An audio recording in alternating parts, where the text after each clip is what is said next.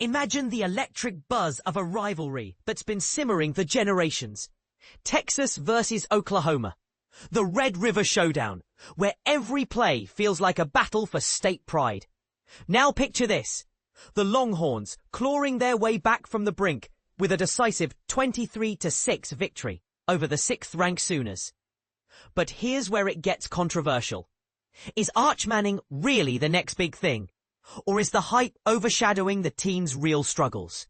Stick around to dive into 5 key takeaways from Texas's triumph at the Cotton Bowl. And you might just rethink everything you thought you knew about college football's fiercest feud. The big picture, Texas stays in the hunt. Let's start with the stakes, because without them, this game is just touchdowns and tackles. The Longhorns entered this matchup with their college football playoff dreams hanging by a thread after a disappointing loss to Florida last week. But Saturday's win? It kept that door cracked open. With a 4-2 record early in Southeastern Conference play, Texas isn't just surviving, it's positioning itself for a potential return to the AP Top 25. And this isn't just any win. It's their 3rd victory in the last 4 encounters with Oklahoma, marking the first back-to-back series wins since 2008 to 2009. Meanwhile, the Sooners had been on hot streaks, racking up 2-game, 3-game, and even 4-game winning runs in the rivalry.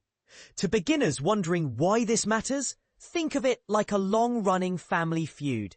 Every win chips away at the rival's ego. And for Texas, this could be the momentum shift they desperately needed. But here's the part most people miss. The sheer unpredictability of college football means one bad loss could derail it all. Do you think Texas can capitalize on this? Or are the Sooners due for a comeback next year? The game-changing moments, from near miss to lockdown. Now, let's talk about the turning point. That magical moment where the tide shifts. Texas held a slim 1-point lead heading into the 4th quarter. But Oklahoma's quarterback, John Mateer, a local hero from Little Elm, looked ready to flip the script with his speed.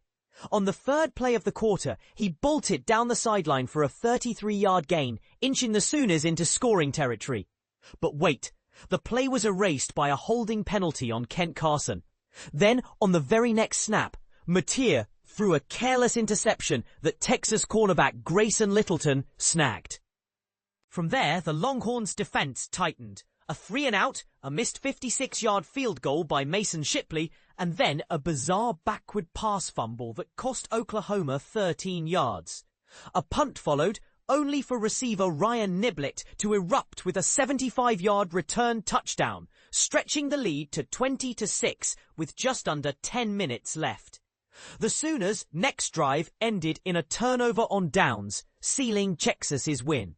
For newcomers to football, picture this as a chess game, where one bad move cascades into defeat.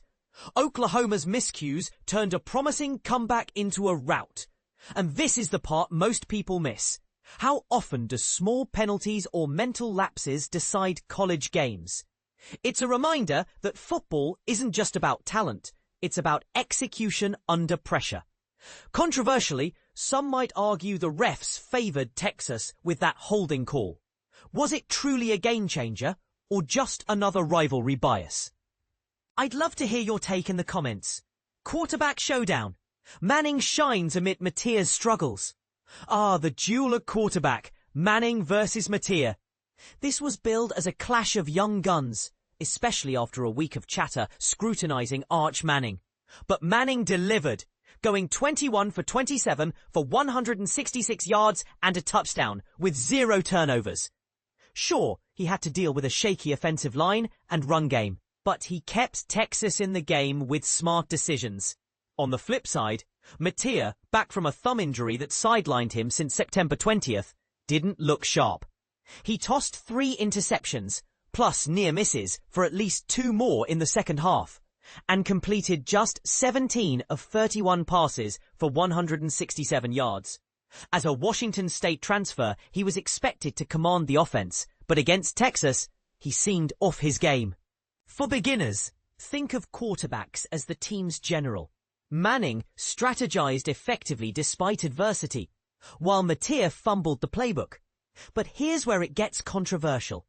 Some fans swear Manning is overrated, pointing to low yardage and pedestrian stats. Is he a future Heisman winner or just benefiting from a strong supporting cast? And with Mateer riding the pine for weeks, was he rushed back too soon? Share your opinions below. I'd love to see the debate unfold. Line play, the foundation of success and struggle. Let's shift gears to the trenches, where offensive line play can make or break a team. Texas coach Steve Sarkisian admitted pre-game that his blockers needed to step up, and Saturday highlighted both the highs and lows. In the third quarter, the line protected Manning well, giving him a clean pocket to hit DeAndre Moore Jr. for a touchdown in the red zone, pushing the score to 10-6. That drive also featured 4 runs over 5 yards, showing flashes of dominance. Yet the first half was a nightmare. Oklahoma's defensive front dominated, recording 6 tackles for loss before halftime, plus penalties that stalled drives. Manning spent much of that time scrambling or throwing quick outs, with only a third of his completions going 10-plus yards and just one big play, a 24-yard pass to Moore that still ended in a punt. For those new to the game, the offensive line is like the engine room of a ship. If it's solid, the quarterback sails smooth. If not, everything capsizes. This inconsistency begs the question: can Texas fix this before the SEC grind wears them down? But here's the part most people miss. The line's struggles might actually be a teaching moment, forcing Manning to grow. Controversially, is Sarkisian too lenient on his linemen? Or should he demand more accountability? Your thoughts on coaching decisions. Local star, Muhammad's heroic homecoming. Finally, no recap would be complete without spotlighting Texas cornerback Malik Muhammad, a true hometown hero. Playing just 20 minutes from the Cotton Bowl at his alma mater, South Oak Cliff High School, where he helped win 2 5A Division II state titles, Muhammad was in his element. He picked off Mateer twice in the first half, keeping the Sooners scoreless on touchdowns and limited to field goals. First, with 3:39 left in the quarter, he jumped a route for an interception at midfield. Then, late in the second, with the Sooners poised for a field goal, Mateer risked a throw into the end zone that Muhammad plucked like a pro, preserving a 3-point deficit at halftime. Muhammad missed the Florida game due to injury, making his return even sweeter. For beginners, cornerbacks are like the last line of defense, shutting down receivers before they catch passes. This performance wasn't just skill, it was heart, fueled by local pride. But here's where it gets controversial.